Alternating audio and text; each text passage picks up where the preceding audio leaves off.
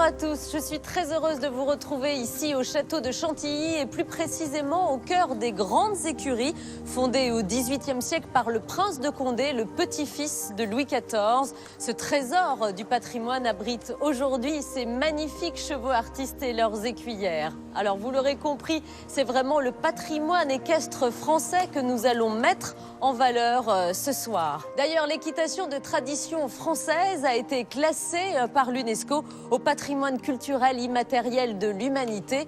Et le cadre noir de Saumur est là pour préserver cette tradition et la faire connaître. L'équitation française n'a cessé de briller depuis le XVIe siècle et est même devenue une référence au fil du temps partout dans le monde et en Europe.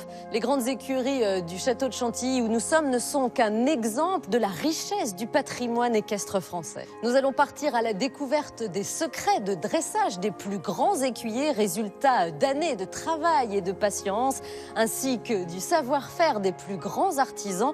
L'histoire du patrimoine équestre français est absolument fabuleuse. Nous allons vous la raconter ce soir.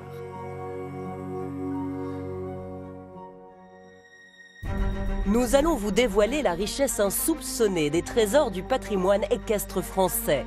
À Versailles, à Chantilly, au Haras national du Pin, rois et empereurs ont voulu montrer leur puissance à travers des bâtiments somptueux édifiés pour le cheval. Les écuries royales de Versailles, projet démesuré du roi Soleil, furent le haut lieu de l'équitation de tradition française.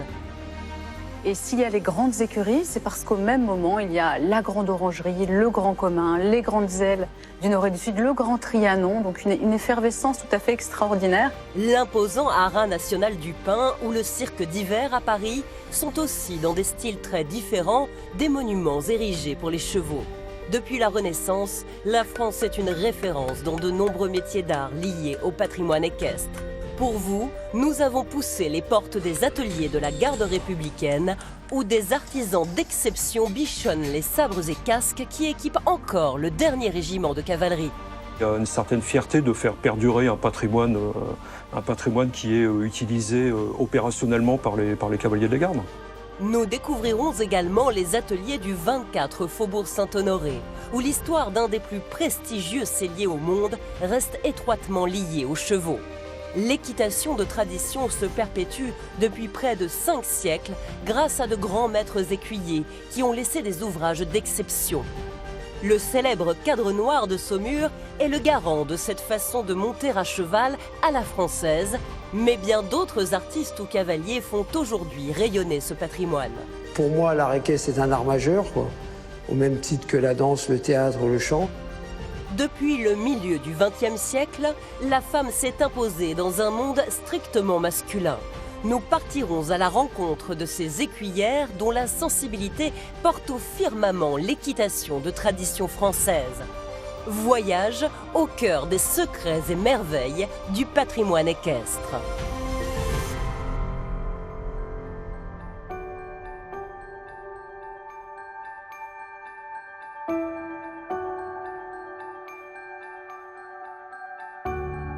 L'épopée de l'équitation de tradition française débute au XVIe siècle avec ce cheval, le Genet d'Espagne. C'est un trésor qui fait rêver l'Europe entière, un joyau que les rois se disputent et achètent à prix d'or. Un cheval splendide, adopté par la France et qui va permettre la naissance de la belle équitation.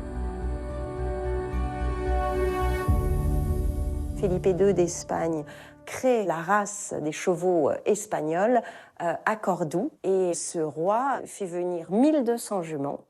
Et c'est un écuyer qui, pendant 30 ans, va sélectionner les chevaux pour en faire les étalons espagnols. Le Genet d'Espagne est une splendeur, mais ce n'est pas là sa seule qualité. Il est aussi l'arme fatale de la cavalerie espagnole. Souple, rapide, extrêmement maniable, il peut attaquer l'armée ennemie sur ses flancs et la harceler. Pour les lourds chevaux français et leurs cavaliers en armure, c'est la déroute. Toute l'Europe veut importer le Genet d'Espagne, dont l'aptitude au dressage est naturelle. Ces chevaux étaient petits, compacts, vite, souple, courageux, très vif et magnifique. Véritable trésor de finesse, le Genet d'Espagne inspire une nouvelle équitation, un art qui, à la Renaissance, fait la renommée des académies italiennes. 2 jeunes Français partent à Naples apprendre cette belle équitation. Salomon de la Broue et Antoine de Pluvinel seront les pionniers de l'équitation de tradition française, les premiers maillons de la longue et prestigieuse chaîne des écuyers français. En 1593, Salomon de la Broue publie la Bible de l'équitation française, un traité extraordinaire dont l'un des très rares exemplaires est conservé à la bibliothèque du Cadre Noir de Saumur. Le cœur de l'équitation. C'est le premier ouvrage écrit par un Français, en français, qui traite de l'équitation de tradition française et donc de cette relation au cheval, cette recherche d'harmonie avec le cheval. Dans son ouvrage, Salomon de la Broue aborde tous les aspects du dressage. Cette Bible est illustrée de gravures magnifiques de précision. Les modèles de mors ou d'éperons y sont détaillés, les figures à réaliser pour assouplir et éduquer le cheval. Ce livre de Salomon de la Broue est la première pierre de ce que l'on appelle l'équitation de tradition française, un savoir-faire unique au monde. Alors l'équitation de tradition française, c'est à la fois une philosophie qui met en exergue les relations entre le cavalier et son cheval. C'est aussi un ensemble de procédés qu'on trouve dans la littérature depuis 300 ou 400 ans. Donc là, c'est une boîte à outils technique très importante. C'est un style aussi que nous reconnaissent les étrangers. Ce qui qualifie ce style, c'est élégance, finesse, sobriété. Louis XIV est le roi qui porta au firmament l'équitation de tradition française.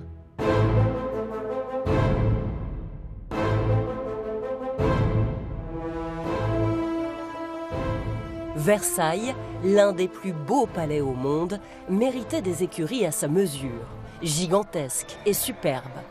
Bâties juste en face du château, elles sont l'un des plus importants départements de la Maison du Roi et fourmillent de vie. Près de 1500 personnes y travaillent sous le règne de Louis XIV, des écuyers, des palefreniers, des chevaucheurs, jusqu'à des chirurgiens hippiatriques. Louis XIV confie le chantier à l'architecte Jules Hardouin-Mansart. Celui-ci dote la grande écurie d'un portail monumental qui contraste avec l'architecture intérieure des lieux, très dépouillée. Juste dans l'axe de la cour d'honneur, sur le portail de la grande écurie, eh bien, le visiteur peut voir 3 chevaux fougueux qui bondissent face à lui. Et ce relief est encadré de 2 renommées qui traduisent la gloire du roi et qui tiennent un cartouche dans lequel, avant, bien entendu, étaient timbrées les armes royales. Ce portail est encadré de grands trophées, de tous les instruments pour les joutes équestres, les courses de bagues, etc. On voit que dans cette écurie, il y a finalement peu de décors et ce grand groupe de chevaux bondissants avec une sorte, on pourrait dire, de souffle baroque, eh bien, crée un contraste avec, comme on le voit, la très calme et très sobre majesté de l'architecture des écuries.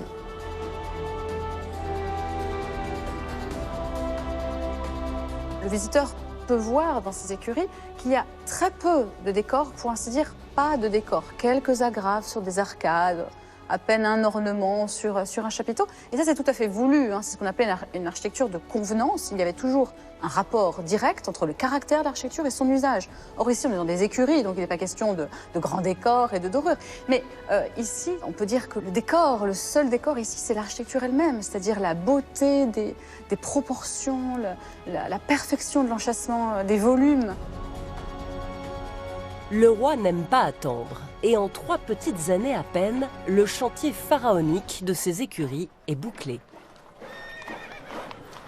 Et s'il y a les grandes écuries, c'est parce qu'au même moment, il y a la grande orangerie, le grand commun, les grandes ailes du nord et du sud, le grand Trianon, donc une effervescence tout à fait extraordinaire pour bâtir ce grand Versailles dont font partie les écuries royales. Il n'y a pas qu'une écurie, mais 2, immenses, construites symétriquement au bout de la place d'Armes. Les écuries royales sont, comme on dit, bicéphales. Elles ont 2 grandes têtes. Au nord, la grande écurie qui a la charge des chevaux de main, dressés pour la guerre, la chasse. Et la petite écurie au sud qui a les chevaux ordinaires, les chevaux d'attelage. Et puis aussi, entre la grande et la petite écurie, ce n'est pas une dénomination qui signifie les dimensions. Vous savez, grand au XVIIe siècle, ça ne veut pas dire grand, ça veut dire apparat. Et petit, ça veut dire pour l'ordinaire. Les écuries ont la dimension d'un palais. Elles se dressent fièrement face au château, témoignant de la toute-puissance et de la gloire absolue du roi Soleil. Ça dit beaucoup sur l'ambition, évidemment, de Louis XIV pour la France, évidemment, à cette époque. Et puis également aussi et surtout de la place accordée au cheval dans la représentation du pouvoir pour un souverain sous l'Ancien Régime. Louis XIV est très souvent représenté à cheval et très souvent à la tête de ses troupes. Et ça, c'est pour signifier cette image du roi de guerre qui est très importante au XVIIe siècle. Le roi, eh bien, même statutairement, c'est le premier chevalier de son royaume. En 1682, Louis XIV inaugure l'école de Versailles, une académie d'équitation dont l'excellence impressionne toute l'Europe. Les meilleurs écuyers professeurs y rivalisent de prouesse et de maestria. L'école de Versailles va donner un certain nombre de grands écuyers chargés de l'instruction équestre à la cour, très souvent de celle du roi, du dauphin, des enfants de France. C'est une école qui est plutôt orientée vers un travail de dressage et vers celui d'une équitation brillante au profit de la cour. Au sein de cette vénérable institution, l'école des pages forme les futurs officiers de cavalerie du roi Soleil. Elle est réservée à l'élite des jeunes nobles. Et cette école des pages, c'était, on pourrait dire, une sorte de saint des saints, vraiment, de l'activité équestre. Il y avait des conditions drastiques pour y entrer. Il fallait d'abord faire preuve de sa noblesse depuis plusieurs générations. Il y avait des généalogistes des écuries qui vérifiaient tous les certificats de noblesse envoyés par toutes les familles. Et puis, il fallait aussi, nous disent les sources, faire 5 pieds de pouce, c'est-à-dire au moins 1,68 m, et être bien fait de sa personne. À l'école des pages, les gentilshommes reçoivent un enseignement complet. Outre l'équitation, on leur apprend également les langues étrangères, l'escrime, la musique et la danse. La danse est un art majeur au XVIIe. Louis XIV l'a pratiqué lui-même pendant plus de 20 ans. Et la danse, eh bien, ça permet aux écuyers d'apprendre le maintien, la grâce, la souplesse et puis la légèreté, évidemment, qui est un critère tout à fait fondamental. 4 siècles plus tard, on danse toujours aux grandes écuries de Versailles, même s'il ne s'agit plus de former des officiers ou de se préparer à la guerre. Bartabas, mentor du théâtre Zingaro, a créé l'Académie équestre nationale du domaine de Versailles en 2003. Une école originale inventée pour façonner des artistes de l'équitation. Grâce à elle, un peu de l'âme de l'école des pages plane encore en ses murs.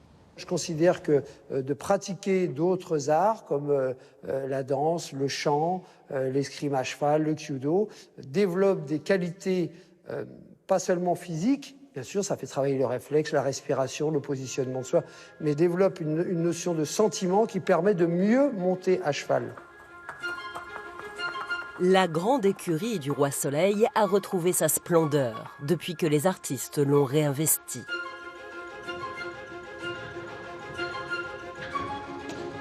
Le manège trop longtemps abandonné a été transformé par l'architecte Patrick Bouchain en écrin précieux des spectacles.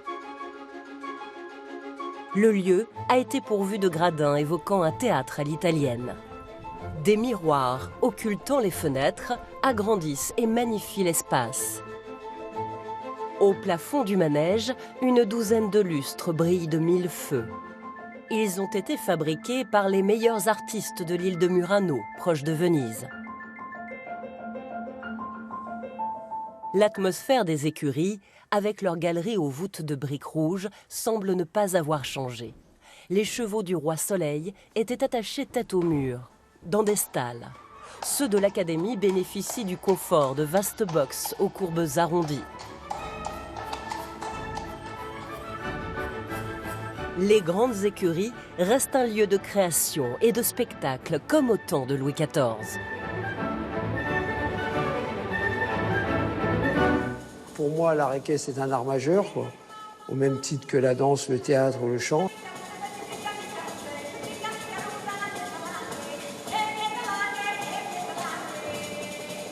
Ce qu'on a appelé l'école de Versailles, au XVIe siècle, au XVIIe siècle, a été quand même un des points d'orgue de l'équitation française, quoi. Ça a été un des pics au moment où l'équitation française a eu son maximum d'aura et de sensibilité, on va dire.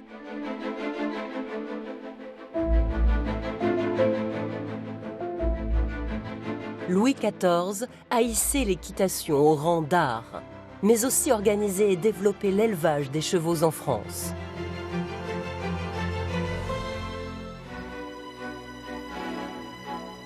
Lassé d'acheter des chevaux à l'étranger à prix d'or, Louis XIV charge son ministre Colbert de créer des haras royaux. C'est ainsi que naît le haras du Pin, dans l'Orne, surnommé le Versailles du cheval. Son château domine fièrement 1100 hectares de terre. Le site du Pin est acquis en 1715 pour recevoir des centaines de juments et d'étalons. Mais Louis XIV meurt à peine un mois plus tard, laissant les rênes du royaume à son arrière-petit-fils. Le haras du Pin a été construit sous la régence de Louis XV. Que les caisses du royaume étaient vides, on a construit le haras puisque le projet était lancé, mais on n'a pas tout à fait finalisé comme prévu sur les plans de projet. Un siècle après la mort du roi Soleil, Napoléon renforce l'importance du haras du Pin. L'empereur a besoin d'énormément de chevaux pour ses campagnes militaires.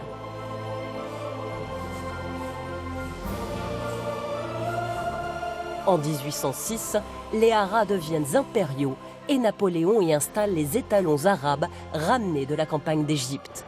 L'empereur est un amoureux des chevaux qui manque d'élégance en selle, mais pas de témérité. C'est un cavalier intrépide qui va effectuer de nombreuses reconnaissances à cheval. Il prend des risques sur le champ de bataille, au point d'ailleurs qu'il aura, entre 1800 et 1815, 18 chevaux tués sous lui ou blessés. Il a un de ses chevaux favoris qui s'appelle Wagram. Lorsque l'empereur lui rendait visite dans son écurie, il se mettait à battre des antérieurs, à faire pas mal de raffus, et il n'était calmé que lorsque Napoléon le caressait ou l'embrassait. Et donc ils vont avoir une belle histoire tous les deux, au point que lors de son exil sur l'île d'Elbe, eh bien, Wagram va suivre Napoléon sur son île. Durant plus de 3 siècles, les haras devenus nationaux ont été les tuteurs de l'élevage des chevaux en France, avec pour première mission la sélection des étalons. Des centaines de percherons et de chevaux de selle emplissaient les écuries du haras. Le Versailles du cheval, centre névralgique de l'élevage français, dans un milieu équestre encore très militaire, à la veille de la Seconde Guerre mondiale. Une réception a été organisée au haras du Pin en l'honneur des personnalités françaises et étrangères venues assister aux grandes manœuvres de Normandie. La reine Élisabeth II elle-même succomba au charme du haras du Pin. Lors de sa visite en 1967, on lui présenta la gloire des haras nationaux, l'étalon pur sang Furioso, né sur ces terres anglaises et père de dizaines de champions. Évidemment, elle ne pouvait pas faire autrement que de s'arrêter au haras du Pin, où lui furent présentés tous les étalons de pur sang de l'époque. Nous y sommes en mai 67, et Furioso est mort en septembre 1967, c'est-à-dire quelques mois après la visite de la reine. Il attendait que la reine pour disparaître. Furioso était un trésor, dont les poulains se sont révélés tellement bons qu'il a gagné le titre de chef de race. Mort à 21 ans, il eut l'insigne honneur d'être enterré au haras, théâtre de ses exploits. Au début du XXe siècle, les haras nationaux abritaient 10 000 étalons. Les derniers ont été vendus en 2014 et le haras a dû s'inventer de nouvelles missions. La première d'entre elles est la formation, sous l'égide de l'Institut français du cheval. Le Pin abrite une école où les savoir-faire ancestraux des haras sont transmis, notamment le travail du cuir. Le Graal, pour les meilleurs de ses apprentis, sera d'être recruté par la maison Hermès, sellier harnacheur de légende.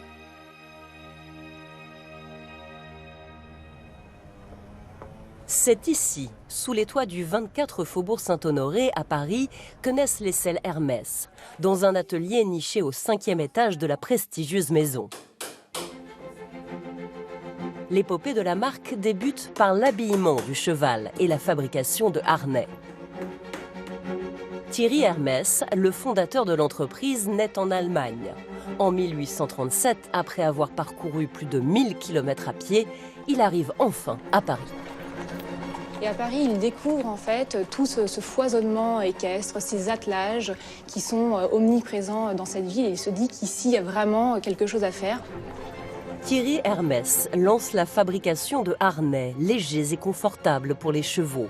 Finement dessinés, ils sont à contre-courant des pièces qu'on trouve alors sur le marché. Le succès est immédiat.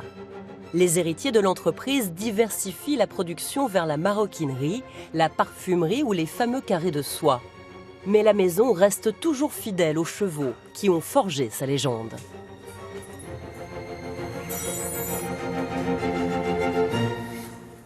Au 24 Faubourg, on ne fabrique plus de harnais, mais des selles d'exception, véritables objets d'art.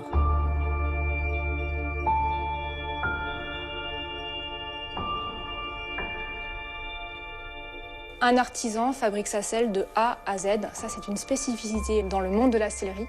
On est vraiment sur une personne, une selle. Elles sont toutes sur mesure.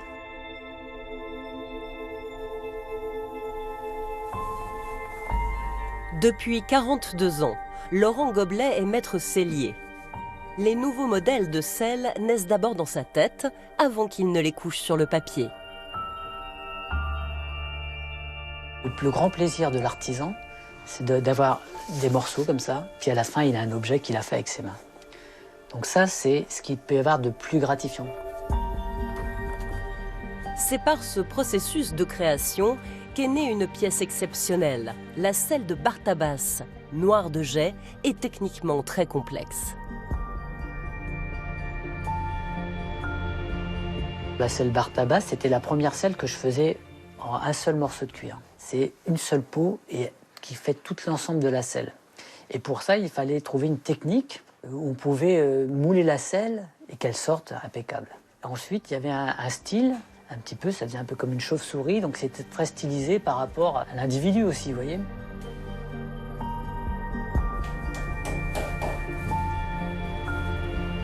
Toutes les selles sont référencées par un numéro impair. Dans les registres de la maison, elles sont inscrites une à une depuis les premières sorties d'atelier. Un sellier me disait l'autre jour que quand il fabrique une selle, il lui donne un baiser à la fin de la fabrication. Même s'il ne connaît pas le client, pour lui, il a une fierté et une résonance dans l'objet qu'il a créé, voilà, il lui fait ses adieux et il lui souhaite bon courage pour la suite. L'immeuble du 24 Faubourg recèle un autre trésor, un lieu inaccessible au public. C'est le cabinet de curiosité d'Émile Hermès, petit-fils du créateur de l'entreprise.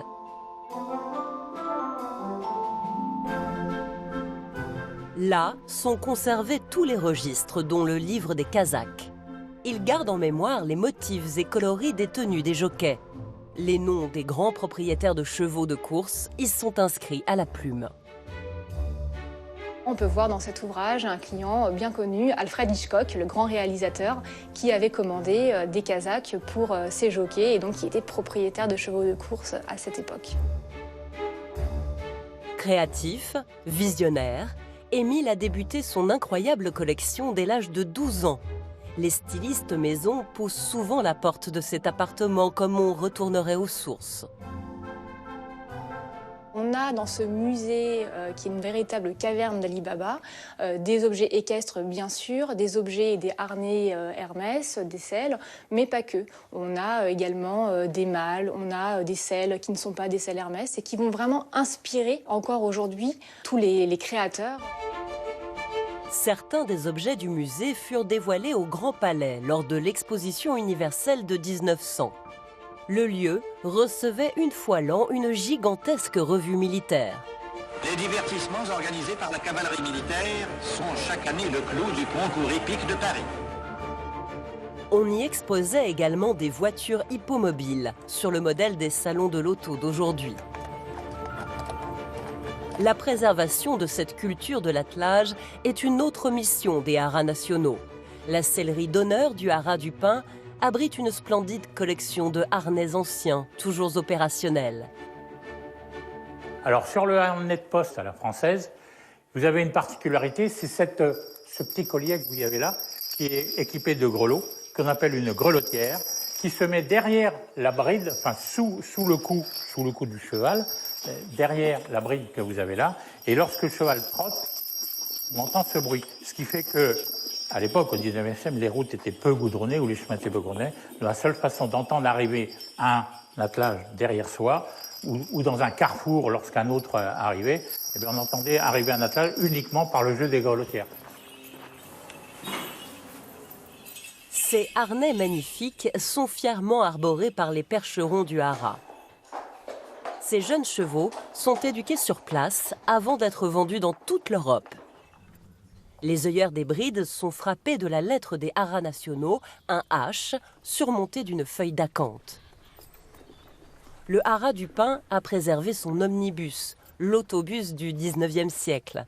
Carrossé à Paris, vers 1889, il était autrefois utilisé pour transporter les invités.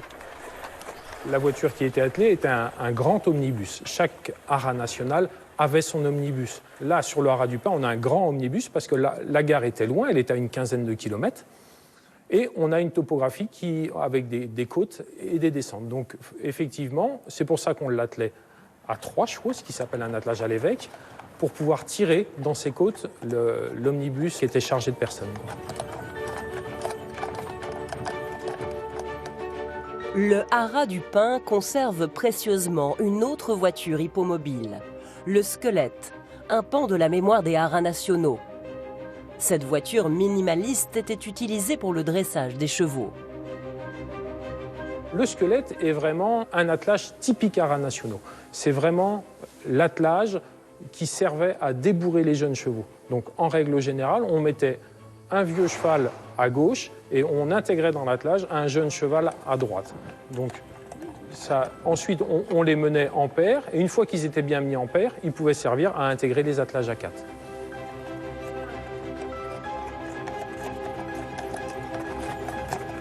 Les attelages des haras nationaux s'éloignent en direction de la magnifique allée Louis XIV. Nommée en l'honneur de ce roi qui imagina le haras du Pin, il ignorait alors que l'un de ses petits-fils érigerait à Chantilly un lieu tout aussi monumental pour ses chevaux.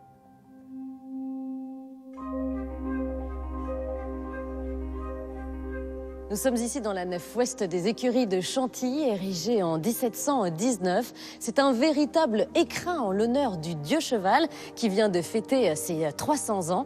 Alors il faut s'imaginer par exemple ici qu'au XVIIIe siècle, ce sont près de 120 chevaux qui résidaient seulement dans cette partie. Et puis quand on est là, on ne peut qu'admirer l'architecture du lieu avec ses voûtes plein cintre, vraiment typiques de l'architecture française. Alors c'est Jean Aubert qui a dessiné les plans de ces écuries. Il faut savoir que Jean Aubert était un disciple de Jules Hardouin-Mansart, à qui l'on doit les grandes écuries royales de Versailles, dont on retrouve vraiment ici le style et l'esprit. Le cheval est toujours roi ici grâce à la création d'un musée vivant qui lui est consacré, que l'on doit à Yves Bien-Aimé, une création de musée qui date de 1982, Sophie. Et vous gérez aujourd'hui la partie équestre, vous êtes sa fille. Et là, aujourd'hui, vous êtes en très belle compagnie. Il faut que vous me présentiez ce cheval. Bonjour, toi. Alors déjà, bonjour.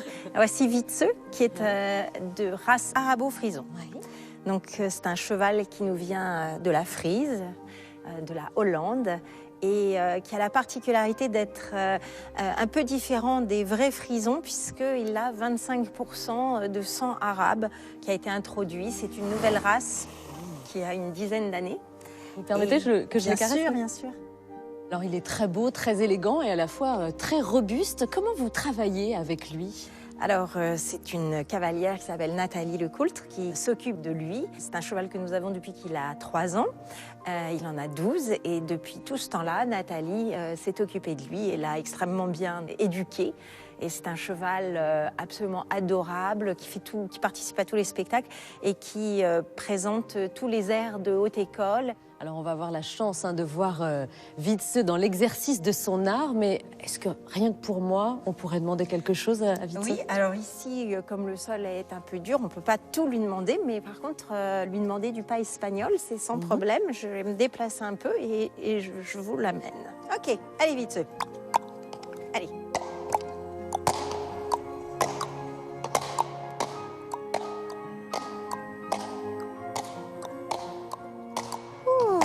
Brave, très bien Wietse. Merci beaucoup Sophie. Merci. Merci Wietse. Nous allons maintenant nous intéresser à l'histoire passionnante des grandes écuries de Chantilly, trésor de l'architecture française.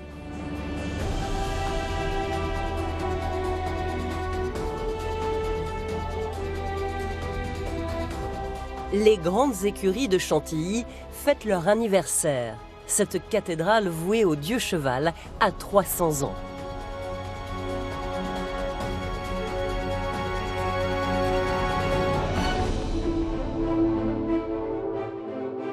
Sa construction débuta en 1719 sur ordre du très puissant et immensément riche Louis-Henri de Bourbon, prince de Condé.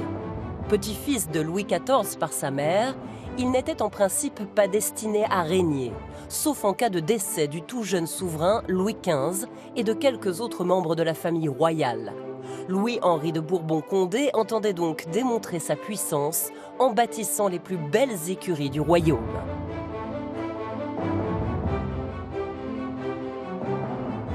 Les écuries sont un lieu unique. On n'a pas d'exemple d'écurie aussi importante, même princière, même royale, à part celle de Versailles peut-être et encore, qui ait une telle étendue, qui ait une telle monumentalité et qui soit là pour montrer la puissance du propriétaire. En fait, c'est tout à fait exceptionnel.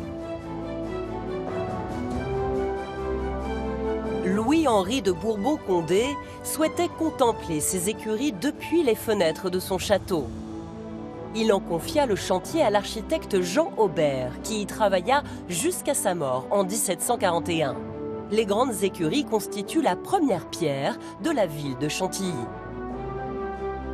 Jean Aubert a fait aussi œuvre d'urbaniste, puisque dans la lignée des grandes écuries, en droite ligne, il a construit toute la ville. Avant les grandes écuries, Chantilly n'est qu'un bourg, une bourgade. Il va inclure l'église dans ces grandes écuries et il va tracer à partir de là une rue rectiligne, la rue du Connétable. C'est notre ville de Chantilly actuelle qui est tracée dès le début du XVIIIe siècle par Aubert. Au XVIIIe siècle, plus de 300 personnes vivent aux écuries. La plupart sont des domestiques qui veillent sur les 240 chevaux et multiples meutes de chiens du prince de Condé, féru de chasse à courre. L'écho de ce glorieux passé résonne encore sous ses voûtes. Ces écuries ont une âme. Je ne sais pas comment vous dire ça. Elles sont habitées quelque part. Quand on arrive sous le dôme, on est émerveillé, mais choqué par une telle beauté.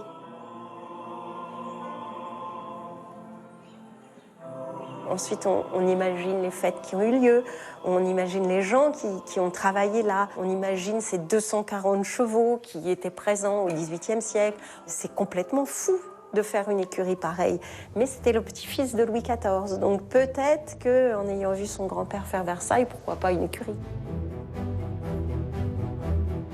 Les grandes écuries de Chantilly s'élèvent comme une menace adressée aux ennemis du prince de Condé, une ode à la guerre.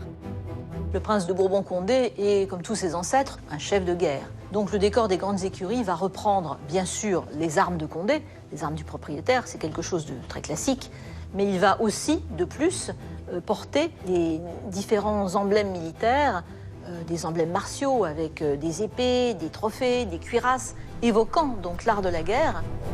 Sous l'Ancien Régime, le rôle de la noblesse est de guerroyer, et ce, à cheval, d'où la nécessité d'exceller en selle.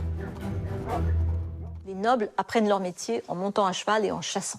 C'est l'entraînement pour la guerre, pour l'art de la guerre. On est ici chez le Grand Condé, qui a été le plus grand chef de guerre du XVIIe siècle. Louis-Henri, son arrière-petit-fils, se situe dans sa lignée. Et pour lui, il est important de montrer que les grandes écuries, c'est aussi l'apprentissage de la guerre. Les départs des chasses à courre se font depuis la porte du dôme central, à la jonction des deux nefs. Sous ce dôme, l'un des trésors des grandes écuries coupe le souffle aux visiteurs. La fontaine, haute d'une quinzaine de mètres, encadrée de 2 cerfs plus grands que nature.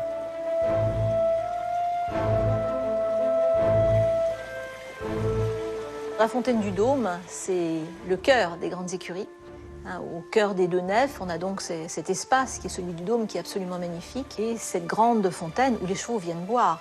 Dans cette écurie, tout doit servir, c'est une fonction comme une autre, donc on doit abreuver les chevaux. Mais la fontaine est magnifique, puisqu'elle est dominée d'abord par cette inscription princière qui évoque celui qui a commandé les grandes écuries, et puis environnée de sculptures absolument incroyables et de très grandes dimensions. Au XIXe siècle, un autre grand personnage de l'histoire de Chantilly aime aussi chasser. C'est le duc d'Aumale, fils du roi Louis-Philippe. Il a hérité d'un domaine de Chantilly en partie détruit par la Révolution, auquel il va redonner sa splendeur. C'est à l'âge de 8 ans, en 1830, qu'il hérite de son grand-oncle, le dernier prince de Condé, qu'on appelle le duc de Bourbon, Louis-Henri-Joseph de Bourbon-Condé. Donc c'est un enfant qui hérite de ce château. Le château est en partie rasé, les grandes écuries, elles, sont bel et bien debout. Alors, le duc d'Aumale, c'est un personnage très important pour Chantilly, parce que c'est lui qui a fait reconstruire le château, qui avait été rasé à la Révolution, pour installer ses collections d'objets d'art de toute nature. Chantilly, c'est la seconde bibliothèque de France après la Bibliothèque nationale pour les manuscrits à peinture. C'est, dit-on, la seconde collection de peinture ancienne en France après la collection du Louvre pour la peinture ancienne. Donc c'est quelque chose de vraiment très important. Le duc d'Aumale perd ses 7 enfants. Il meurt sans héritier en 1897 et lègue tous ses biens à l'Institut de France. En 1982, un musée du cheval est créé dans les grandes écuries. L'histoire de l'équitation et des courses hippiques y est évoquée et une magnifique collection d'objets présentés.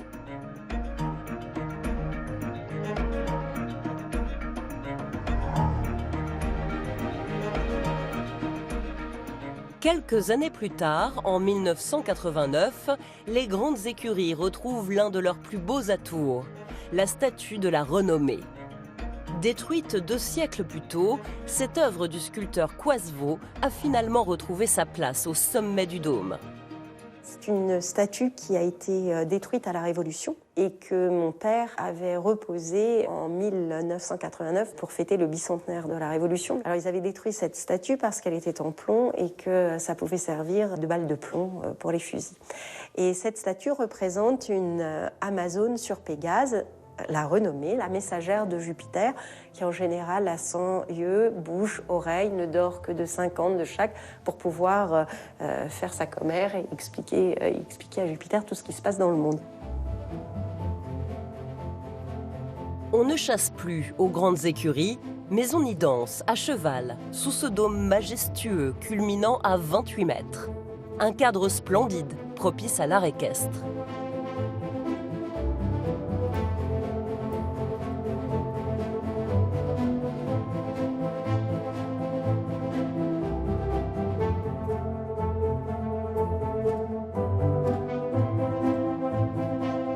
Même durant les spectacles, la Renommée surveille l'immense domaine des Condé.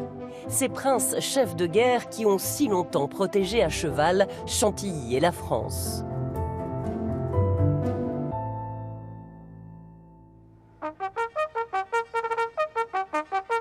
À Paris, ce n'est pas une famille qui veille sur la ville, mais une institution. La Garde républicaine, le dernier régiment monté de l'armée française. Au quartier des Célestins, à quelques foulées à peine de la place de la Bastille, la trompette a sonné le réveil selon une tradition immuable. Attention pour s'arrêter. Halte. Puis vient le rituel de la montée des couleurs. La garde républicaine appartient à la gendarmerie. Elle est l'héritière de la garde municipale de Paris, créée en 1802. Cette garde municipale de Paris avait pour vocation d'assurer la sécurité des Parisiens, particulièrement celle des ports de Paris, des portes de Paris également, et celle des habitants de Paris. Tous les gardes républicains ne sont pas des cavaliers, mais la garde est surtout connue du grand public pour ses chevaux. La garde républicaine est constituée de 3 régiments. Elle représente 3000 hommes, 2 régiments d'infanterie et le régiment de cavalerie. Elle a pour principale mission la sécurité des institutions et particulièrement celle de la personne du président de la République. La garde républicaine est finalement un symbole de la République française. La garde républicaine rassemble 460 chevaux, affectés dans 2 quartiers différents, selon la couleur de leur robe. Au Célestin résident les percherons gris de la fanfare et les chevaux alezans. Une fois par mois, la garde républicaine part à la conquête de Paris pour les répétitions de la grande escorte présidentielle, celle qui se déploie le 14 juillet sur les Champs-Élysées. 80 cavaliers du 1er escadron en grande tenue de service dans les rues de la capitale. Une vision stupéfiante au petit matin.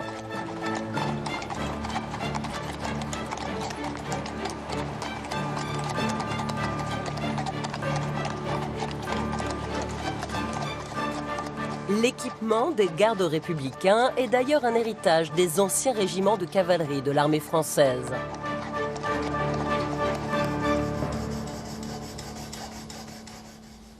Sylvain Pinthus est l'ange gardien des sabres de la garde républicaine. Les plus anciens d'entre eux ont près de 200 ans. Dans son atelier de la caserne Vérine, place de la République à Paris, Sylvain Pinthus pense leurs plaies quand ils ont subi des chutes ou des chocs. Il est le dernier fourbisseur français, préservant un savoir-faire ancestral. On travaille dans un musée vivant, voilà, et on s'attache à ce qui soit vivant. C'est-à-dire que nos sabres datent de février 1823 à 1922. Et on s'attache vraiment à ce que les plus anciennes pièces soient en service. Chaque sabre de la garde républicaine est une pièce unique. Chaque sabre a une histoire. Ouais. Il a un matricule, il a des poinçons, il a des marquages. Et les marquages sont liés à la manufacture. Les matricules sont liés au régiment. Et les poinçons sont liés aux armuriers intervenant soit à la fabrication, soit à la réparation. Les sabres sont transmis de garde en garde, d'armurier en armurier, en fourbisseur en fourbisseur, mais ils appartiennent à la garde républicaine. 400 armes blanches sont réparées chaque année dans l'atelier de Sylvain Pinthus. Ce fourreau de sabre, par exemple, a été endommagé lors de la chute d'un cheval.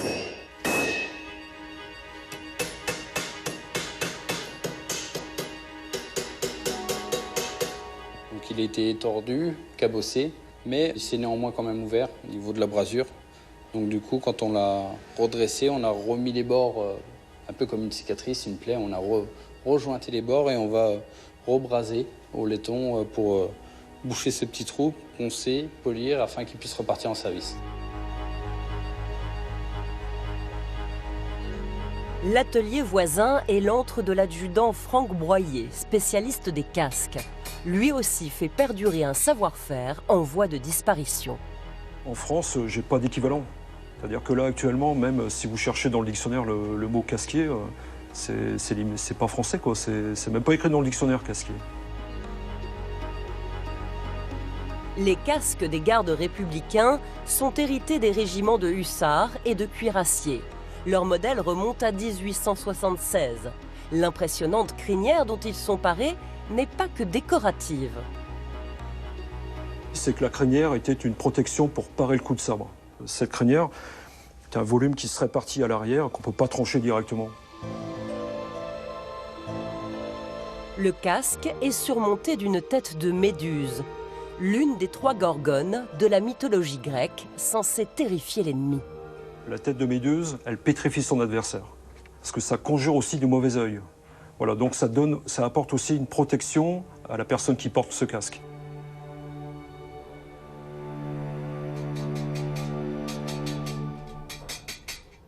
Les casques de la garde républicaine sont d'une grande complexité technique, car ils comprennent plus de 80 pièces, exigeant une 40aine d'heures d'assemblage. Donc l'assemblage, ça comprend du rivetage, du polissage, de la soudure.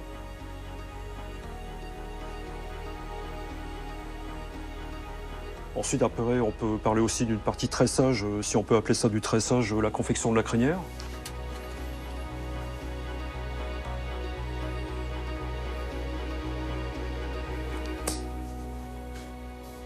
Il y a une certaine fierté de faire perdurer un patrimoine qui est utilisé opérationnellement par les cavaliers de la garde. Les chevaux de la garde républicaine évoluent souvent au trot, sur des terrains durs et parfois glissants. Ils ont donc besoin d'une ferrure un peu particulière, et c'est un autre des savoir-faire préservés par la garde républicaine. La forge à 3 marteaux, un extraordinaire récital qui se joue au quartier Carnot, à Vincennes. Il y a un petit marteau et 2 masses. Donc le petit marteau, c'est le forgeur. C'est lui qui va donner un petit peu le carillon, c'est lui le chef d'orchestre, qui va donner les indications aux frappeurs et aux rabatteurs. Le frappeur, à gauche, écrase la matière. Puis le rabatteur, au centre, corrige les imperfections. Nous sommes actuellement les derniers à pratiquer cette forge de tradition à 3 marteaux. Donc nous, on conserve cette tradition qui fait partie du patrimoine français, de la maréchalerie.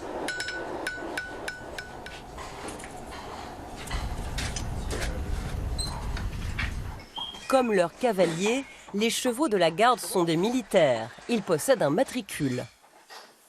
Des lettres et numéros marqués au fer rouge sur la corne de leurs sabots, une opération tout à fait indolore. Sur l'intérieur gauche, nous avons le numéro du matricule qui est propre au cheval. Et sur l'intérieur droit, le numéro du régiment de cavalerie, qui est le 61e régiment de cavalerie. Et ensuite, le numéro de l'escadron, qui correspond à l'escadron du cheval.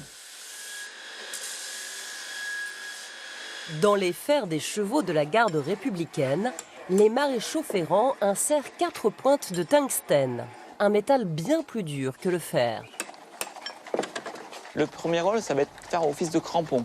C'est-à-dire que le pavé parisien est très glissant, le fait qu'il y ait des hydrocarbures et la météo qui peuvent rendre le pavé très glissant. Et également, le second rôle, ça va limiter l'usure du fer, puisque la pointe de tungstène étant beaucoup plus résistante que le fer en lui-même, ça va limiter l'usure du fer dans le temps. Vas-y. À la garde républicaine, on pratique le ferrage à la française. Le pied du cheval est tenu par un assistant face au maréchal ferrant. 17 000 fers sont nécessaires chaque année pour les 460 chevaux de la garde républicaine.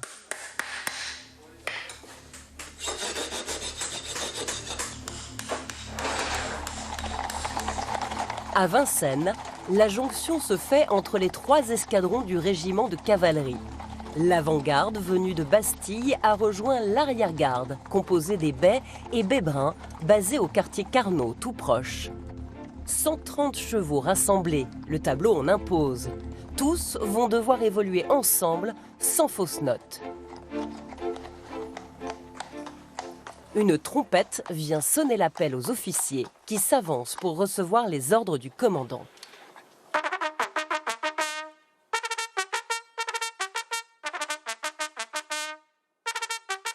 Les casques des musiciens sont ornés d'une crinière rouge pour sauter aux yeux, car les trompettes devaient transmettre les ordres de l'état-major sur les champs de bataille et donc être très visibles.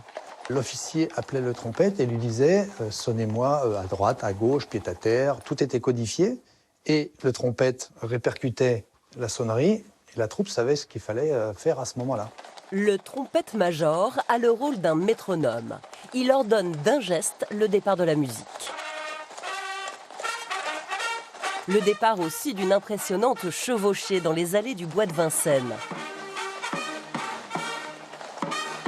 Le trompette-major imprime le rythme de l'escorte. Tous les gardes derrière lui calquent leur allure sur la cadence de son cheval. Donc il faut aller assez vite pour pas que les derniers chevaux soient au pas, mais pas trop vite pour pas qu'ils soient au galop. Donc il faut trouver la bonne cadence pour que les musiciens puissent aussi jouer de leur instrument. La fanfare de la garde républicaine est la seule de par le monde à jouer au trot, ce qui complique singulièrement l'exercice. La difficulté, c'est déjà d'être aligné dans les rangs, dans les colonnes, et ensuite de diriger le cheval avec une seule main en fait. Ces entraînements mensuels, en grande tenue, n'ont qu'un but, que tout soit parfait le jour J, le 14 juillet. Quand la garde ouvre le défilé militaire sur les Champs-Élysées, escortant le président de la République qu'elle a pour mission de protéger.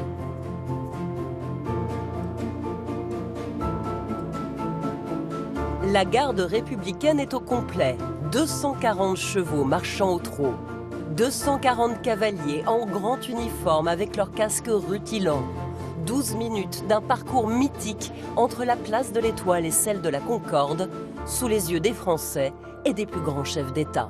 Quand vous êtes le tout premier sur les Champs-Élysées, vous voyez tous les troupes alignées sur la droite et vous voyez en bas la tribune présidentielle, vraiment vous avez le frisson, quoi. Et bon, donc moi, ce sera mon 35e 14 juillet l'année prochaine, le 35e et dernier, le 18e en tête, et je peux vous dire qu'il y aura sûrement de l'émotion.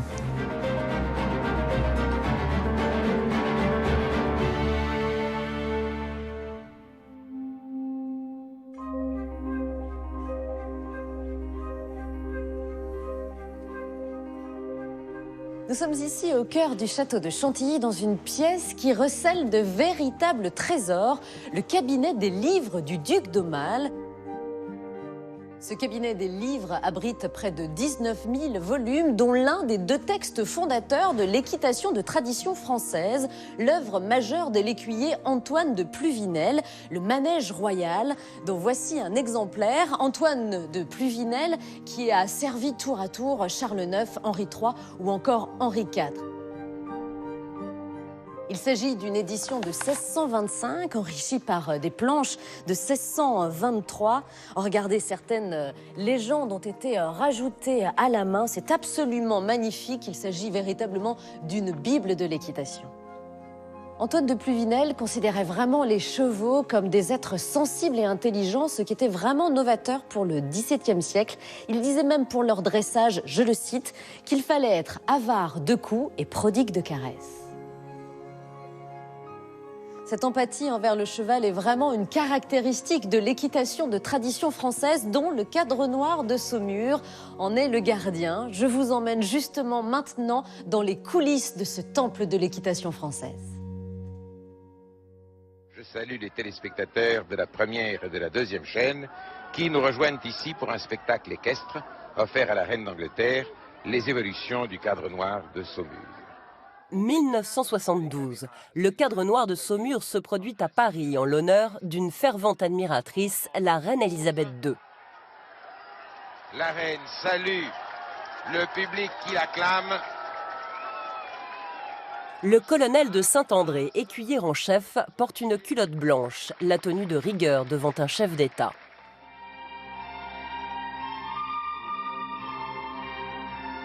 La reine est impressionnée par les spectaculaires chevaux cabrioleurs. « 32 ans plus tard, Elisabeth II demandera de nouveau à admirer le Cadre Noir qui se déplacera spécialement pour elle à Paris.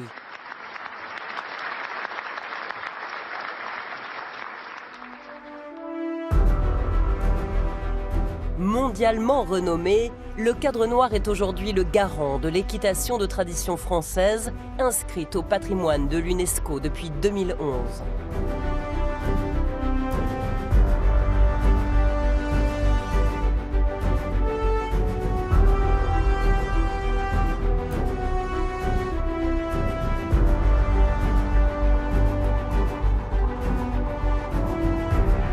Cette institution naît à Saumur en 1815, au lendemain des guerres napoléoniennes.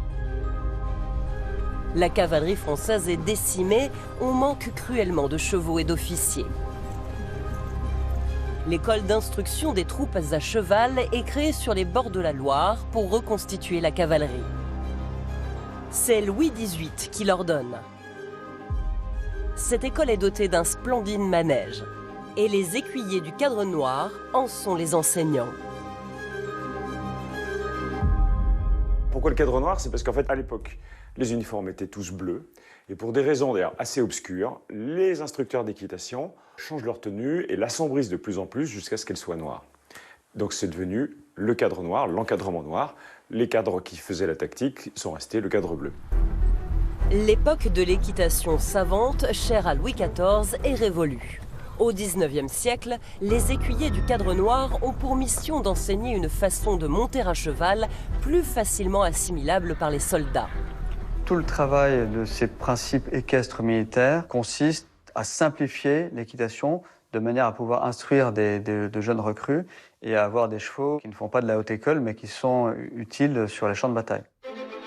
Cette quête du style d'équitation le plus approprié provoque des débats houleux, à une époque où le cheval occupe une place centrale dans la société. Deux célébrités s'opposent. D'un côté, un écuyer de cirque, François Baucher. De l'autre, le vicomte Antoine Cartier d'Or.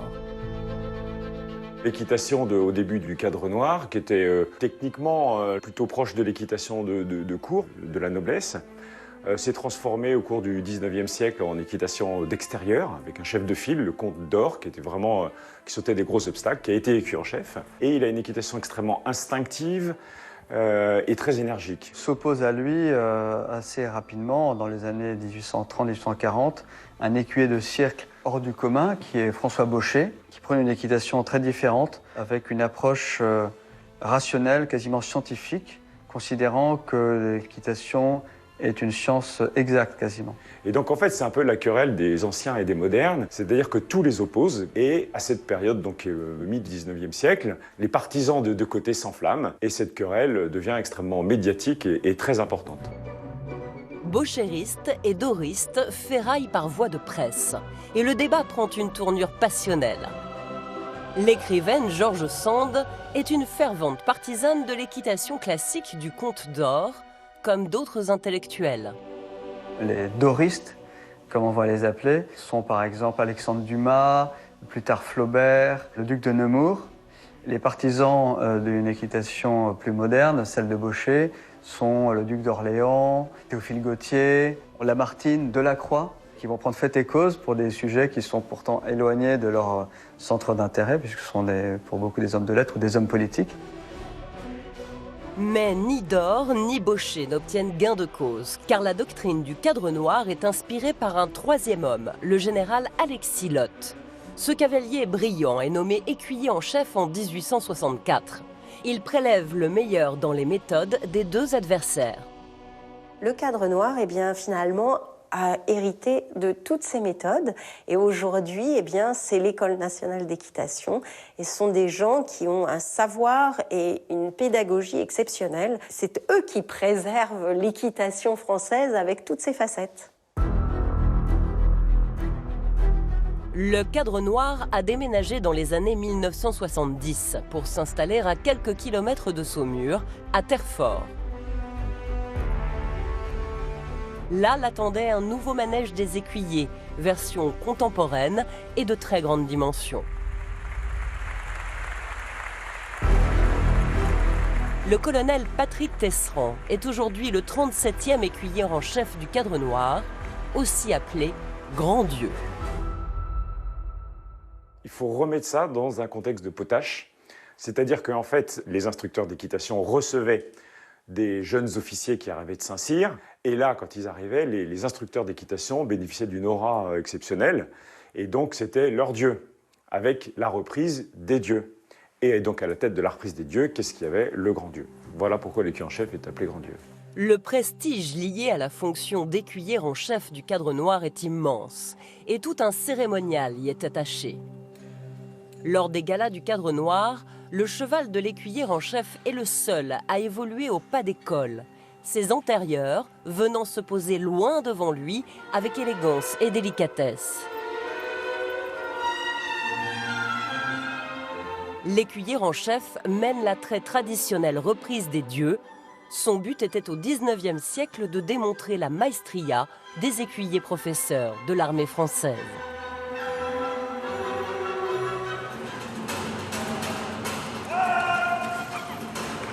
C'est aussi l'écuyer en chef qui dirige la reprise des sauteurs, véritable symbole du Cadre Noir.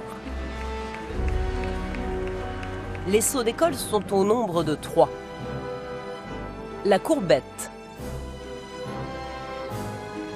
la croupade et le plus technique et difficile à obtenir de ces 3 sauts, la cabriole. Les sauts d'école n'étaient pas employés sur les champs de bataille, mais pour l'éducation des cavaliers. C'était utilisé pour développer la tenue, l'assiette des cavaliers. C'est de façon à ce que les cavaliers n'aient pas d'appréhension, à ce que le cheval se dresse ou fasse une ruade ou des bonds. Donc c'est pour ça en fait qu'on a gardé les sauts d'école. Voilà, bien s'occuper. Le travail des sauteurs relève du maître de manège, Gildas Flamand. Nous avons le privilège d'assister à ce qui n'est d'habitude jamais public, l'entraînement des jeunes chevaux. Les élèves sauteurs sont finegants et antivirus. La musculature de ces sauteurs est sculptée par le travail. Et pourtant, ils n'ont pas encore fait leur début dans le célèbre gala du Cadre Noir. Leur éducation est en cours et demande des années. Il va intégrer la grande reprise, dans le meilleur des cas, vers fin d'année de 8 ans ou début d'année de 9 ans. Et sinon, ça peut être 10 ans, 11 ans. Donc, en fait, c'est entre 4 ans et 6 ans de travail pour obtenir ça. Hop, hop, hop, hop, hop. On dresse toujours les chevaux à la main et ensuite on fait le lien avec le cavalier qui est sur le dos du cheval. Donc ça commence d'abord avec quelqu'un à pied, souvent le maître de manège ou son adjoint.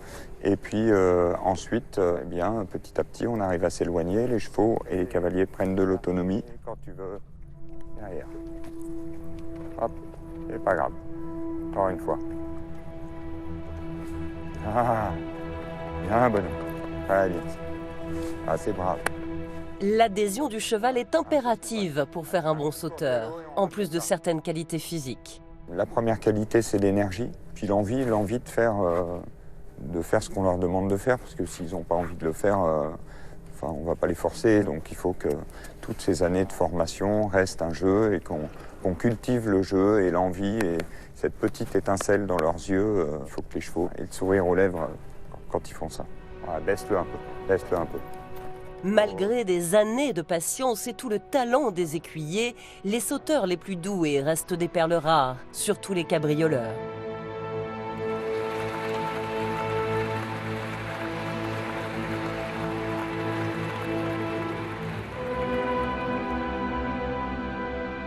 Alors un bon cabrioleur, c'est compliqué à trouver parce qu'il faut de l'équilibre, il faut vraiment beaucoup d'énergie, beaucoup de sang, mais en même temps, il faut qu'ils aient de la force de monter là-haut et de pouvoir s'ouvrir pour détacher la cabriole au moment où ils sont au point le plus haut.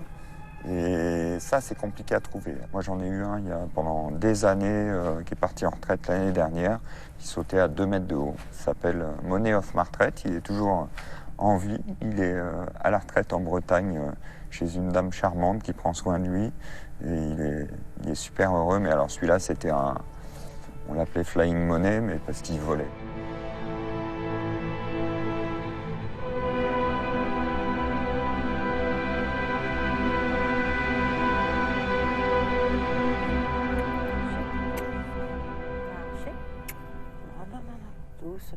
La discipline des longues rênes consiste à évoluer non pas sur, mais derrière son cheval. Elle a été créée en Italie à la fin du XVIIIe siècle dans le but d'éduquer les jeunes chevaux. Laurence Sautet, l'une des 3 écuyères du Cadre Noir, entraîne Falco, un cheval lusitanien de 8 ans. Ce duo est formé depuis 3 ans déjà, mais la route est encore longue avant que le beau gris puisse un jour peut-être intégrer le gala du Cadre Noir. Maintenant, on va attaquer le travail un peu plus poussé au niveau musculaire, mais aussi au niveau psychologique. C'est-à-dire que le cheval doit se discipliner un peu. Il doit apprendre à écouter. Oh, hop, galop. La voix est le principal moyen de communication entre l'écuyère et le cheval. L'animal doit saisir les mots et intonations de l'être humain qui marche à ses côtés. Falco.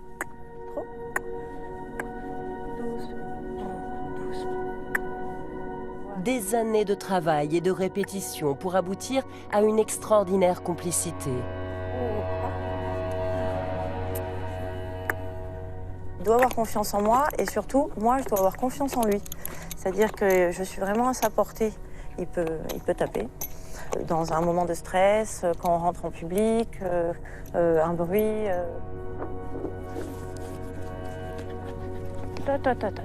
De toute façon, très clairement, techniquement, quand il ne veut pas faire au long graine, on a très peu de moyens de l'exiger. Hein. C'est assez limité.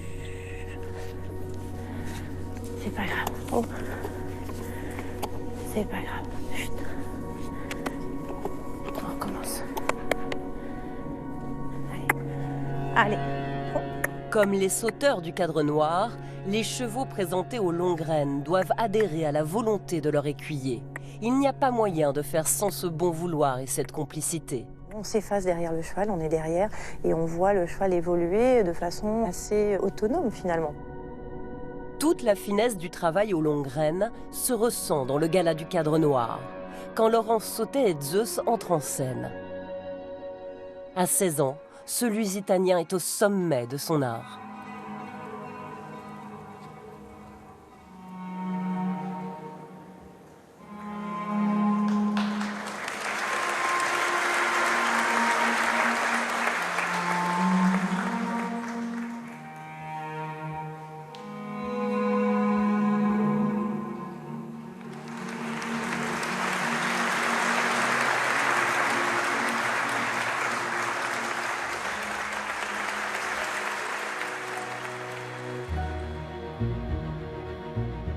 L'excellence peut aussi mener au titre de champion olympique de concours complet. Une médaille d'or obtenue par l'écuyer du cadre noir Thibaut Valette au JO de Rio en 2016 avec King du Brio et l'équipe de France. King du Brio, c'est un cheval qui a 15 ans, qui appartient à l'Institut français du cheval et de l'équitation, donc à l'État, donc c'est un peu le cheval de tous les Français. C'est un cheval qui a fait 3 fois les championnats d'Europe, a fait une fois les Jeux équestres mondiaux, une fois les Jeux olympiques et qui a eu des médailles dans chacune de ces épreuves-là. C'est une des stars du cadre noir, c'est une des stars du concours complet parce que c'est vrai que c'est un cheval qui est très régulier. Il a fait pour l'instant 5 championnats consécutifs, donc c'est un cheval qui en même temps a une santé qui est assez admirable. Voilà, il n'a que des qualités. Les courses et les sports équestres constituaient un bon entraînement pour les militaires en temps de paix. Et les écuyers du cadre noir ont toujours excellé sur les terrains de compétition. En 1932 déjà, le commandant Lesage était sacré champion olympique de dressage avec le pur sang Taine. Aujourd'hui, en 2019, le sport au cadre noir, c'est ce que la Formule 1 est à une grande marque automobile. C'est montrer nos savoir-faire, c'est une vitrine. Le lieutenant-colonel Thibaut Valette se situe dans la lignée des écuyers militaires sportifs de haut niveau. Il participe aussi au gala du cadre noir et enseigne l'équitation, les 3 missions principales de cette institution. Faire des galas et travailler les chevaux pour le gala, c'est complémentaire des chevaux de compétition. La compétition, c'est complémentaire aussi quand ensuite on va présenter nos chevaux en gala, même si les chevaux sont différents. Faire de l'enseignement, ça permet de réfléchir à la pédagogie et de trouver des solutions pour les problèmes qu'on peut rencontrer. Donc tout ça, c'est assez complémentaire.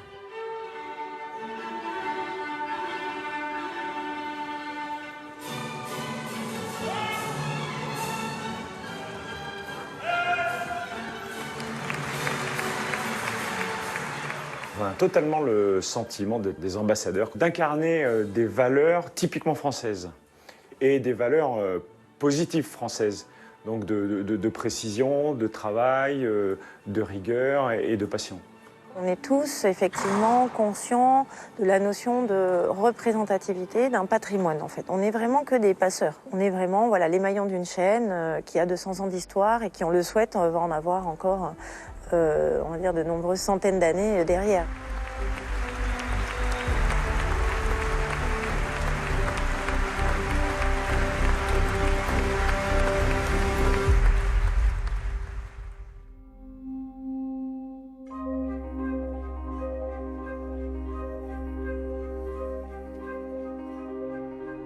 Nous sommes de retour sur la piste des grandes écuries du château de Chantilly qui accueille une compagnie uniquement composée de cavalières émérites. Cette compagnie propose des spectacles équestres sur l'art du dressage de haute école.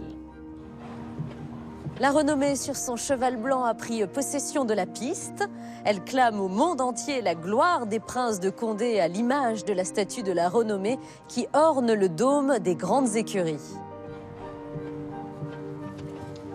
Jusqu'au milieu du XXe siècle, l'équitation a été avant tout une affaire d'hommes. Les rois et les chefs militaires étaient représentés à cheval, la domination de l'animal étant un symbole de leur puissance. Seules quelques femmes, essentiellement des écuyères de cirque, ont défié ce diktat masculin. Depuis qu'il n'est plus utilisé pour la guerre, le cheval est devenu la plus belle conquête de la femme. D'ailleurs, plus de 80% des licenciés de la Fédération française d'équitation sont des femmes. De la garde républicaine au cadre noir de Saumur, en passant par l'Académie nationale équestre de Versailles, l'avenir est aux cavalières.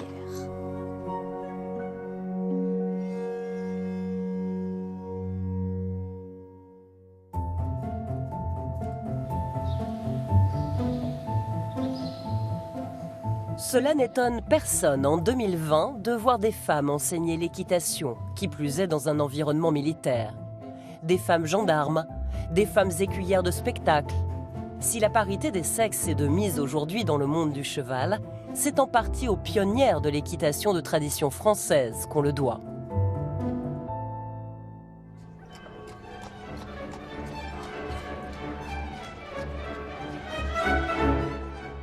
Les cavalières en Amazone du 19e siècle ont ouvert la voie, elles qui volaient la vedette aux meilleurs écuyers. Des femmes adulées du public dans les cirques dont le cheval était roi. Au 19e siècle, la capitale compte plusieurs de ces établissements, bâtis en pierre et très richement ornementés. Le tout Paris s'y bouscule. Le cirque, c'est l'équivalent de la comédie française. On s'y rend d'ailleurs au XIXe siècle en queue de pie, en frac, les femmes en grande toilette, toutes les huiles s'y rendent, de la société civile ou militaire, pour applaudir les prouesses réalisées par des grands écuyers. Tout le monde venait, c'était des grandes mondanités. On allait voir le spectacle, on allait voir l'écuyère, c'était à chaque fois merveilleux.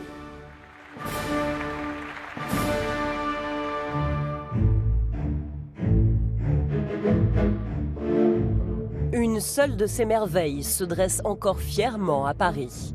Un monument rappelant au monde la splendeur des cirques du 19e siècle. Le cirque d'hiver, autrefois appelé cirque Napoléon, se situe dans le 11e arrondissement de la capitale. Il fut inauguré en 1852 par l'empereur Napoléon III lui-même, d'où son nom.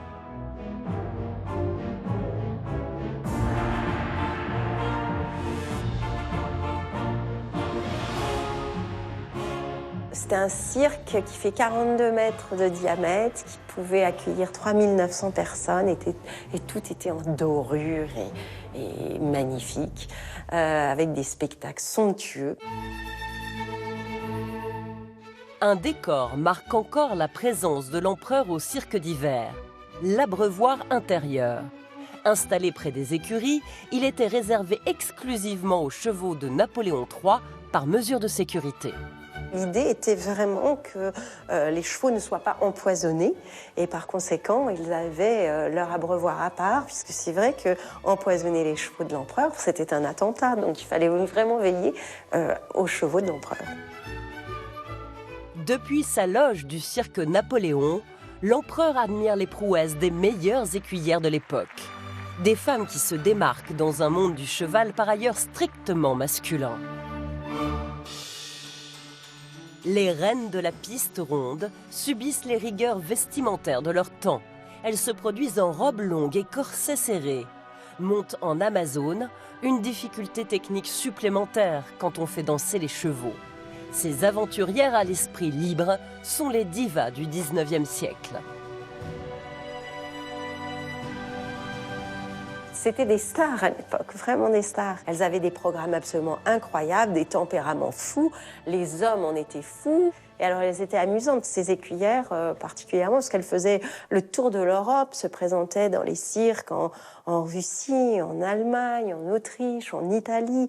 Donc, c'était incroyable pour cette époque. Les écuyères de cirque occupent vraiment une place très importante, qu'on sous-estime aujourd'hui, dans la pratique de l'équitation du 19e siècle. L'une des premières Amazones à se produire au cirque fut Caroline Loyau, une élève du célèbre écuyer François Baucher. elle n'aimait pas partager la scène avec son illustre maître. Le dernier numéro, c'était le numéro de haute école dans les spectacles et c'était le meilleur, paraît-il. Et là, c'était ou Caroline ou François Baucher, chacun son soir.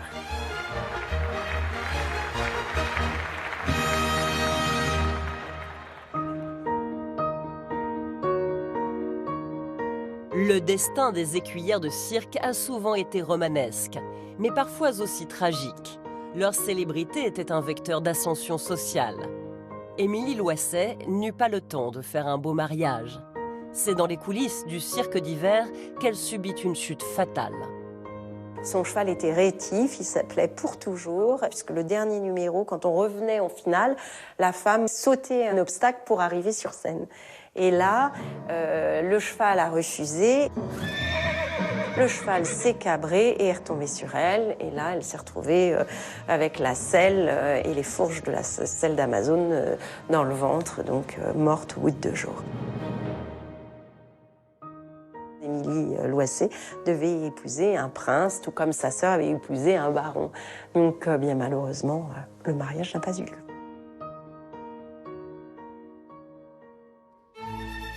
Mais la plus douée de ses écuyères avait pour nom Thérèse Rens. Née en Belgique dans une famille de circassiens, elle était totalement habitée par son art. Elle va vraiment briller et être une référence pour tous les cavaliers et les cavalières d'Europe. C'est une dresseuse accomplie qui se fera remarquer par des numéros de haute école, mais aussi par un numéro en particulier qu'on appelait la Dame Blanche. Elle va évoluer sur un lipizzan, donc qui est d'apparence blanche également, dans des volutes de toile, de tissu, qui vont lui donner un aspect un peu vaporeux, éthéré, et ce numéro sera très apprécié et fera son renom. Les chevaux de Thérèse Rens étaient ses complices et savaient même sauter à la corde. L'écuyère aimait trop le cirque et sa vie de bohème pour y renoncer, même dans son grand âge. La curiosité avec Thérèse Rens, c'est qu'elle va poursuivre la pratique de l'équitation très âgée. Elle va continuer à travailler à plus de 70 ans passés. En 1932, au Cirque Medrano, elle sera applaudie du public, à qui elle rappellera ses prouesses effectuées 30 ou 40 ans plus tôt.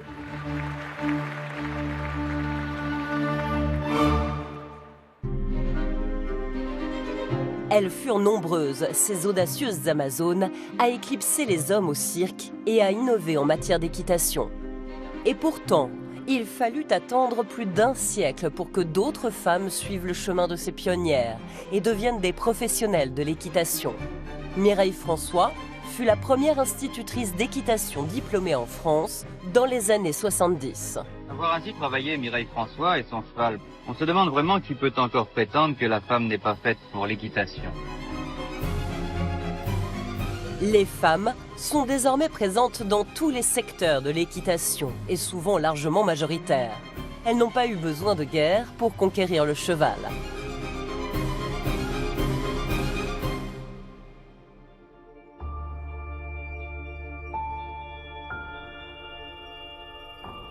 Alizée Froment est l'héritière de toute cette histoire. Il y a en elle la passion de Thérèse Rens, l'académisme de l'école de Versailles, le classicisme du cadre noir et au-delà, une âme d'artiste.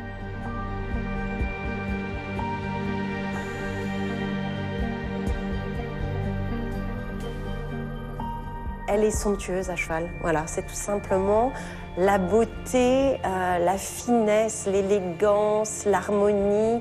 Elle ne fait qu'un avec son cheval, mais quand on observe sa position, mais c'est la perfection.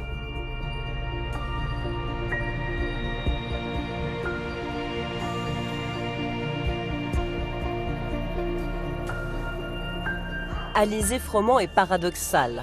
Indépendante, elle est pourtant la parfaite ambassadrice de l'équitation de tradition française. Passée par le cadre noir de Saumur, elle a lu tous les ouvrages des grands maîtres et s'en est affranchie. Pour moi, monter à cheval, c'est de l'instinct, c'est du feeling, c'est du sentiment, c'est de la réaction.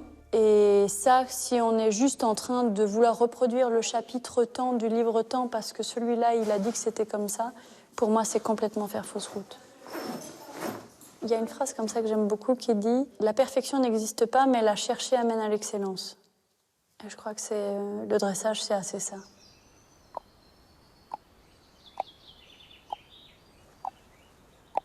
Pour des raisons familiales, Alizé Froment a posé ses bagages en République tchèque, dans une région qu'on appelle le paradis bohémien. Ses chers chevaux étaient évidemment du voyage. Je ne peux pas imaginer une vie sans chevaux parce que c'est pas normal. J'ai grandi avec eux, ils ont toujours été avec moi. Donc s'ils étaient plus là, je pense que c'est un vide qui ne serait pas comblable. Alizé Froment grandit dans le sud de la France, où elle pratique avec sa mère une équitation sans contrainte. Puis son talent est repéré et elle intègre l'équipe de France de dressage avec son cher Mistral, un Lusitanien qu'elle a choisi et formé. Je pense que c'est un cheval exceptionnel. Alors moi, j'en parle comme ça parce que c'est le cheval de ma vie. Et je sais qu'il n'y en aura pas un autre comme lui pour moi.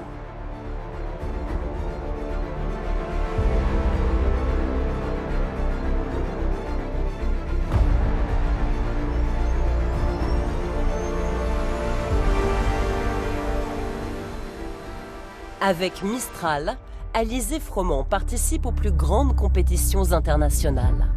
Jusqu'à ce jour où elle décide d'enlever la selle et la bride de son cheval.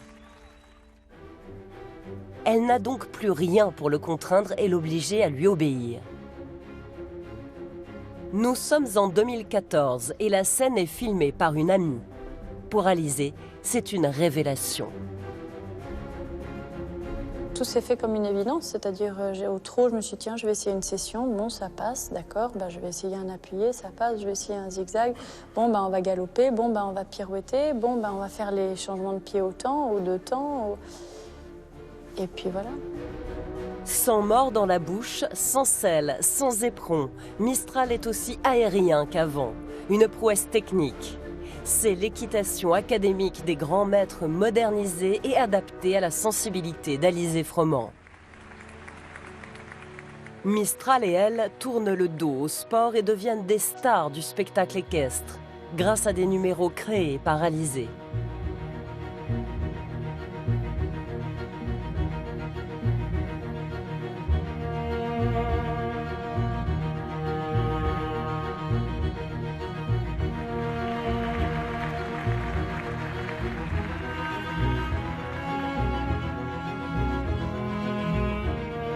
Ils sillonnent l'Europe, se produisent devant des dizaines de milliers de spectateurs et partout, ils triomphent.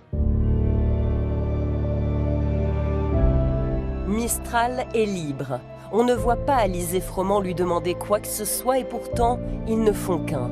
Pour moi, c'est l'aboutissement finalement de tout le travail. C'est-à-dire qu'on fait tout le dressage avec les étapes, avec...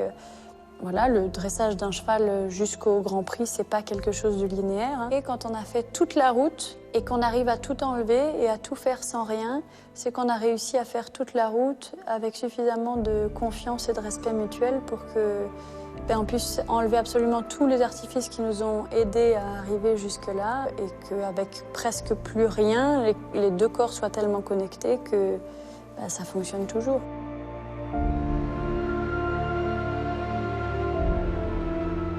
Mistral, il se grandissait au moment de rentrer en scène. C'est un cheval qui n'a jamais voulu s'arrêter sur les pistes de compétition. À chaque fois, le salut, j'étais en train de bouger les fesses d'un côté, de l'autre, d'un côté, de l'autre. Et en spectacle, l'arrêt final devant le public, il peut rester arrêté pendant 2 minutes juste à regarder et à profiter du moment. Et on voit vraiment qu'il est heureux d'être là.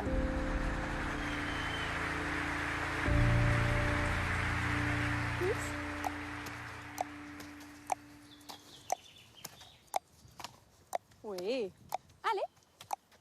Mistral est aujourd'hui à la retraite et son fils Sultan a pris son relais. Il est dressé à la haute école, mais avec lui, Alizé Froment est passé à une autre étape, le travail à pied avec un cheval en liberté. Et allez. Celui-là, oui. Voilà. Très bien, mon petit père. Alizé Froment se sert d'une chambrière pour donner des indications au cheval. Celui-là. On appelle ça des micro-touches et c'est par un mouvement du poignet comme ça. Ça permet de donner le rythme, la vitesse, la hauteur qu'on veut, de les aider à gérer leur équilibre. Voilà, encore. Non. Voilà, voilà. La voix est aussi une aide précieuse pour les cueillères. Dans le travail à pied, encore plus que lorsqu'elle est en selle. Et hop. Qu'est-ce que tu fais? Ils savent très bien, à ma voix, s'ils doivent aller plus vite, moins vite, s'ils ont fait une bêtise, si c'est super, si... Donc je leur parle tout le temps. Hop, allez, hop, voilà, plus. Je dis pas qu'ils comprennent mes mots, ça n'a rien à voir, mais ils comprennent les intonations, ils comprennent le sens. Pourquoi Sultan reste-t-il auprès d'Alizé Froment alors qu'il pourrait fuir? Un lien intangible les unit, tissé patiemment. C'est bien. Super, c'est très bien. C'est énormément d'heures de travail. On n'arrive pas à ces ententes-là, à ces écoutes, parce que c'est tellement infime et ce lien-là, il est tellement fort que c'est des années de construction. Il le fait parce qu'il se sent bien dans cet exercice-là, dans ce que je lui demande, dans ce travail-là, parce qu'il est bien à mes côtés, qu'il a envie de me faire plaisir. C'est sûr que c'est aussi une énorme générosité. Cette générosité du cheval, c'est sa marque de fabrique. Un animal capable de se donner sur tous les fronts et toutes les scènes. Capable aussi d'établir avec son cavalier une connexion extraordinaire. L'homme a considéré le cheval comme un symbole de sa puissance, et cela l'a poussé à construire pour lui des monuments extraordinaires. Les écuries royales de Versailles, voulues par Louis XIV que les chevaux passionnaient, ont traversé les siècles. Elles témoignent de la place cruciale qu'avait le cheval sous l'Ancien Régime. L'équitation de tradition française est classée au patrimoine immatériel de l'UNESCO. Incarnée par le très renommé Cadre Noir de Saumur, elle est le fruit de siècles d'évolution, mais ne cesse de progresser dans ses méthodes, sa technique de génération en génération. Le cheval a aussi inspiré des savoir-faire précieux en matière de sellerie ou d'armurerie, un artisanat soigneusement préservé à l'école des haras nationaux ou à la garde républicaine. La motorisation a enlevé au cheval son rôle dans la vie quotidienne des Français. Mais elle ne l'a pas chassé de leurs souvenirs ni de leur imaginaire. Le cheval fait rêver, le cheval est aimé. Il fait partie du patrimoine français, un patrimoine vivant qu'il faut préserver.